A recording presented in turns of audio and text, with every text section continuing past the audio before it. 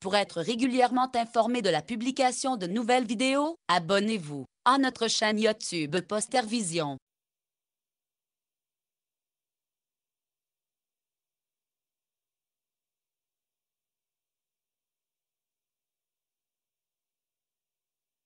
On commence par la définition. C'est quoi l'acné? L'acné en fait, est la traduction clinique d'une inflammation chronique et primitive du follicule pilosébacé. Épidémiologie, l'acné est très fréquente et atteint préférentiellement les adolescents et les jeunes adultes des deux sexes. La prévalence est évaluée entre 70 et 95% des adolescents. Maintenant on va faire un petit rappel anatomique sur le follicule pilosébacé. Un follicule pileux, appelé également follicule pilosébacé, est la cavité dans laquelle le poil prend sa naissance. Il s'agit d'une structure particulière de la peau qui produit le poil, en assemblant des cellules produites dans le follicule par kératinisation. Toute la peau en contient, à l'exception des paumes, des plantes, du nombril, des mamelons, du gland pénien, du gland clitoridien, des petites lèvres et de la face interne du prépuce, et des grandes lèvres. La glande sébacée débouche dans la partie supérieure du follicule pileux, et elle permet la lubrification du poil par le sébum. La folliculite est l'inflammation d'un ou de plusieurs follicules pileux, formant une papulopustule. Son origine peut être bactérienne, mycosique, virale ou non infectieuse. La physiopathologie de l'acné repose sur trois éléments: l'hyperséborrhée, la kératinisation infundibulaire du follicule pilosébacé, et l'inflammation, liée à Propionibacterium acné. L'hyperséborrhée est liée à une hypersécrétion de sébum par les glandes sébacées. Elle est induite par la dihydrotestostérone, hormone produite par les sébocytes à partir de testostérone libre, qui se fixe sur les récepteurs aux androgènes situés sur les sébocytes, déclenchant et entretenant l'hypersécrétion de sébum. Cependant, il n'y a pas d'élévation des hormones androgènes dans le sang. L'hypersécrétion de sébum est uniquement due à une plus grande sensibilité des récepteurs androgéniques sur les sébocytes. La kératinisation infundibulaire du follicule pilosébacé est secondaire à une prolifération des kératinocytes et à une élévation anormale du nombre de cornéocytes, par défaut de leur élimination dans le canal infundibulaire, entraînant la formation de comédons ou microkystes. L'inflammation chronique de follicule pilosébacé entraîne les lésions inflammatoires de l'acné. Cette inflammation est secondaire à Propionibacterium acné, bactérie à gram positif naturellement présente dans le microbiote cutané. Le diagnostic est clinique, aucun examen complémentaire n'est nécessaire. L'hyperséborrhée est constante, affectant la partie centrofaciale, nez, menton, ainsi que le front et les joues. Une atteinte de la partie supérieure du thorax est également possible, face antérieure du thorax, dos. L'hyperséborrhée se manifeste cliniquement par un aspect de peau grasse. Les lésions rétentionnelles sont de deux types, comédons ouverts ou fermés. Il s'agit de microkystes sous-cutanés liés à l'accumulation de sébum dans le canal infundibulaire des follicules pilosébacés. Ce sont des micropapules couleur chair mesurant de 2 à 3 mm. Les lésions inflammatoires peuvent être superficielles ou profondes. Les lésions superficielles sont liées à une inflammation de la partie superficielle du follicule pilosébacé, et se traduisent cliniquement par de petites papules ou pustules érythémateuses, parfois douloureuses. Les lésions profondes correspondent à une inflammation de la partie profonde du follicule pilosébacé, et se traduisent par des lésions papuleuses voire nodulaires, érythémateuses, mesurant souvent plus de 5 mm de diamètre, pouvant évoluer vers une absédation. Les cicatrices sont fréquentes et compliquent surtout les lésions inflammatoires profondes. Forme clinique, acné mixte juvénile, c'est la forme la plus commune d'acné, survenant à la puberté. Elle débute souvent sous la forme rétentionnelle, puis évolue vers une forme mixte associant des éléments rétentionnels et inflammatoires. Une classification permet de grader la sévérité de l'acné. Il s'agit de l'échelle GEA, Global Acne Evaluation. Pas de lésion, grade 0, pigmentation résiduelle et érythème peuvent être présents, acné très légère, grade 1, pratiquement pas de lésion, rare comédon ouvert ou fermé, dispersé, et rare papule, acné légère, grade 2, moins de la moitié du visage est atteinte, quelques comédons ouverts ou fermés, et quelques papulopustules, acné moyenne, grade 3, plus de la moitié de la surface du visage est atteinte, nombreuses papulopustules, nombreux comédons ouverts ou fermés. Un nodule peut être présent, acné sévère, grade 4, tout le visage est atteint, couvert de nombreuses papulopustules, comédons ouverts ou fermés et rares nodules, acné très sévère, grade 5, également appelé acné conglobata, très inflammatoire, recouvrant le visage avec des nodules. Acné fulminante, exceptionnelle, elle atteint uniquement les hommes. Elle est caractérisée par une altération de l'état général, une éruption de multiples éléments d'acné inflammatoire nodulaire, aigu, pouvant s'ulcérer et devenir nécrotique voire hémorragique. Elle s'accompagne souvent de fièvre à 39, 40°C, et d'arthralgie. Acné néonatale, elle apparaît sur le visage dès les premières semaines de vie, et régresse spontanément sans traitement en quelques semaines. Elle est secondaire aux androgènes d'origine maternelle. Acné cataméniale, elle survient uniquement au moment des menstruations. Acné exogène, les lésions rétentionnelles prédominent. Il s'agit d'une acné secondaire à l'application de produits, le plus souvent cosmétiques sur le visage, entraînant une obstruction des follicules pilosébacés, crème hydratante contenant des huiles végétales, poudre de pigments, etc. Acné de la femme adulte, de plus en plus fréquente, elle atteint les femmes de 25 ans, ou plus. Acné révélant une endocrinopathie, à suspecter devant une acné féminine grave, et résistant au traitement ou devant une acné accompagnée de signes d'hyperandrogénie, hirsutisme, alopécie androgénogénétique, dysménorrhée. Des explorations hormonales doivent être alors réalisées. L'étiologie la plus fréquente est le syndrome des ovaires polykystiques, SOPK. Diagnostics différentiels. Ils sont peu nombreux, lorsque les lésions cliniques et le terrain sont typiques: folliculite infectieuse, bactérienne, fongique ou ademodex, folliculite médicamenteuse, androgène, sportif, culturiste, corticoïde, antiépileptique, antituberculeux, certains contraceptifs, sels de lithium, vitamine B12, certains médicaments immunosuppresseurs, tels que l'azatioprine et la cyclosporine, mais également les thérapies ciblées anticancéreuses parmi lesquelles les molécules anti-EGFR, cétuximab, rosacée papulopustuleuse ou granulomateuse, sarcoïdose. Généralité sur le traitement: le patient doit être informé du caractère suspensif du traitement, et de la nécessité d'un traitement d'entretien local aussi longtemps que nécessaire, du délai, parfois long, pouvant aller jusqu'à plusieurs semaines, nécessaire à l'obtention d'une amélioration, de la nécessité d'une régularité des applications, des effets irritants potentiels des traitements locaux, et des mesures à prendre pour les prévenir et les prendre en charge. Aucune étude n'a permis de montrer un quelconque effet de l'alimentation sur la survenue de l'acné, un régime n'est donc pas recommandé.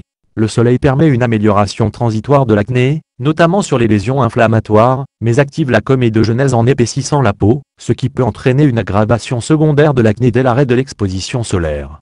Une photoprotection est donc recommandée en cas d'exposition solaire, particulièrement chez les patients de phototype foncé, ayant un risque important de cicatrices pigmentées, et ou lors de l'utilisation de produits photosensibilisants ou irritants. Le traitement de l'acné est codifié en fonction des stades cliniques GE, à différents moyens thérapeutiques, existent et peuvent s'associer. 1. Soins dermocosmétiques. Ils doivent être systématiquement prescrits et expliqués aux patients, afin d'optimiser l'efficacité des traitements, et d'en éviter les éventuels effets indésirables. L'utilisation d'un produit de toilette doux, et adapté à la peau acnéique, est recommandée. Les produits antiseptiques sont déconseillés car inefficaces, et pouvant entraîner une dermite d'irritation voire un véritable eczéma de contact allergique. L'application d'une crème hydratante adaptée à la peau acnéique est recommandée afin d'améliorer la tolérance des traitements anti-acnéiques. 2. Traitements locaux. Il en existe 3 grandes classes: les rétinoïdes topiques, adapalène, trétinoïne, agissent comme des kératolytiques et des comédolytiques sur les comédons. L'adapalène a également un effet anti-inflammatoire. Le principal effet indésirable est l'irritation, nécessitant parfois une adaptation de la posologie et de la fréquence d'application. Le peroxyde de benzoate, dosé à 2,5% ou 5% sur le visage, est un antibactérien et agit surtout sur les lésions inflammatoires superficielles. Il est également légèrement comédolytique. La concentration de 10% est très irritante et doit être réservée à l'application sur le dos. Les effets indésirables principaux sont l'irritation et la phototoxicité. L'application le soir est donc privilégiée. Les antibiotiques locaux, érythromycine, clindamycine, peuvent être utilisés à visée anti-inflammatoire dans l'acné. Cependant, en raison de la progression des résistances bactériennes, et de l'absence de supériorité des antibiotiques locaux par rapport au peroxyde de benzoate, leur indication dans l'acné est limitée. Pour les traitements généraux, on a les antibiotiques de la classe des cyclines, doxycycline, limécycline. Agissent par leur activité anti-inflammatoire, et partiellement antiséboréique. Ils doivent être prescrits sur des durées courtes, 3-6 mois, en raison du risque de résistance bactérienne. Leur principal effet indésirable est la phototoxicité, limitant leur prescription, notamment l'été. Ils ne doivent pas être prescrits en association avec un antibiotique topique. Le gluconate de zinc agit dans l'acné par son activité anti-inflammatoire, bien que cette dernière soit inférieure à celle des cyclines. Sa prescription peut être utile lorsque les cyclines sont contre-indiquées, acné prépubertaire, grossesse, ou durant l'été. L'isotrétinoïne est le plus puissant des traitements anti-acnéiques. Il agit comme un inhibiteur non hormonal de la sécrétion de sébum induisant l'apoptose des sébocytes. Il est le seul traitement anti-acnéique pouvant permettre une guérison. Il est prescrit à la posologie de 0,5 mg par kilo par jour, pendant 6 à 8 mois, jusqu'à la posologie cumulée optimale de 120 à 150 mg par kilo. Les effets indésirables sont multiples, ce qui doit limiter sa prescription à des acnés sévères. Il s'agit principalement du risque tératogène, raison pour laquelle il ne doit pas être prescrit chez la femme en âge de procréer en dehors d'une contraception efficace. Cette contraception doit être débutée 1 mois avant le début du traitement, et doit être poursuivie pendant toute la durée du traitement, puis jusqu'à 1 mois après l'arrêt de l'isotrétinoïne. Un contrôle mensuel des bêta-HCG plasmatiques est obligatoire. Une information détaillée doit être fournie, et un consentement doit être signé par la patiente, et ou son représentant légal dans le cas d'une mineure. Parmi les autres effets indésirables, notons la xérose cutanée aux muqueuses constantes, chéilite, xérose, xérophthalmie, rhinite sèche, une exacerbation de l'acné pendant le premier mois de traitement, une élévation des transaminases, et une hyperlipidémie nécessitant un contrôle initial de ces paramètres biologiques. Enfin, l'association avec les cyclines est contre-indiquée en raison du risque de survenue d'hypertension intracrânienne. Des cas de dépression, de changement d'humeur, de symptômes psychotiques ainsi que de très rares cas d'idées suicidaires ont été signalés sous isotrétinoïne. Aussi, avant de débuter le traitement, tous les patients doivent être informés sur le risque éventuel de survenue de troubles psychiatriques et doivent faire part de leurs antécédents personnels et familiaux de tels troubles. Il est recommandé de porter une attention particulière aux patients présentant des antécédents de dépression, et de surveiller des éventuels signes de dépression chez tous les patients, avec recours à un traitement approprié, si nécessaire. L'hormonothérapie peut être prescrite dans l'acné, notamment lorsque l'acné est cataménial, ou lorsqu'il existe une forte rythmicité de l'acné par rapport aux menstruations. Cependant, en l'absence de besoins contraceptifs, il n'est pas recommandé de prescrire un estroprogestatif dans l'objectif de traiter l'acné. Il convient d'utiliser en première intention le lévonorgestrel, deuxième génération, puis en deuxième intention le norgestimate, assimilé deuxième génération, seul ayant la même contraception chez la femme présentant une acné. D'autres options existent et seront envisagées en concertation avec le gynécologue, par exemple, l'utilisation de l'association acétate de cyprotéronéthénylestradiol, Diane 35, peut être proposée en tenant compte des recommandations de l'Agence nationale de sécurité du médicament et des produits de santé, ANSM, concernant notamment le risque thromboembolique. Le traitement au laser, la recherche de nouveaux traitements avec moins d'effets secondaires, reste un challenge majeur et on a tendance à essayer des techniques lumineuses incluant les lasers. Il ne faut pas oublier non plus que même avec l'arsenal thérapeutique actuel, il existe des acnées résistantes. L'action élective des lasers sur l'acné se fera soit par une réduction de la charge bactérienne de Propionibacterium acné, soit par la réduction de la taille des glandes sébacées et de la production de sébum. Pour l'action antibactérienne sur Propionibacterium acné, qui produit des porphyrines, on utilise les lumières bleues, rouges, pulsées et les lasers vasculaires. On peut admettre qu'il existe peu de preuves concernant leur efficacité, si on se réfère aux critères de la médecine basée sur les preuves, et que ces techniques sont assez peu utilisées. On sait que Propionibacterium acné produit naturellement de la coproporphyrine 3 et de la protoporphyrine 9, qui absorbent très bien les ultraviolets de type A, entre 320 et 400 nanomètres, et la lumière bleue à 451 nanomètres, et à 1 degré moindre la lumière rouge, verte et jaune. Tout cela reste séduisant, mais il n'y a pas beaucoup d'études positives. Une méta-analyse montre une grande hétérogénéité des études avec une inefficacité des lumières vertes et jaunes, et une petite amélioration avec la lumière bleue, variable d'un sujet à l'autre, mais avec un taux élevé de récidive à l'arrêt du traitement. Les lumières rouges auraient une petite action anti-inflammatoire, mais bien modeste comparativement au traitement classique. Traitement. En pratique, le traitement d'attaque pour l'acné doit être prescrit pour une durée de 3 mois, et réévalué. Une réévaluation plus précoce est inutile en raison de l'amélioration parfois très lente de l'acné sous traitement, sauf exception. Le traitement local et ou général dépend de la forme clinique de l'acné et de sa sévérité. Il est symptomatique et suspensif, hormis le traitement par isotrétinoïne oral. En cas d'échec, un traitement d'attaque de deuxième intention est initié. Cependant, dans le grade 4 de l'échelle GEA, un traitement par isotrétinoïne oral peut être débuté en cas d'échec du traitement d'attaque de première intention avant la fin des 3 mois en cas de risque cicatriciel important, ou en cas de récidive rapide. Après l'obtention d'une rémission par le traitement d'attaque, le traitement d'entretien local doit être prolongé aussi longtemps que nécessaire.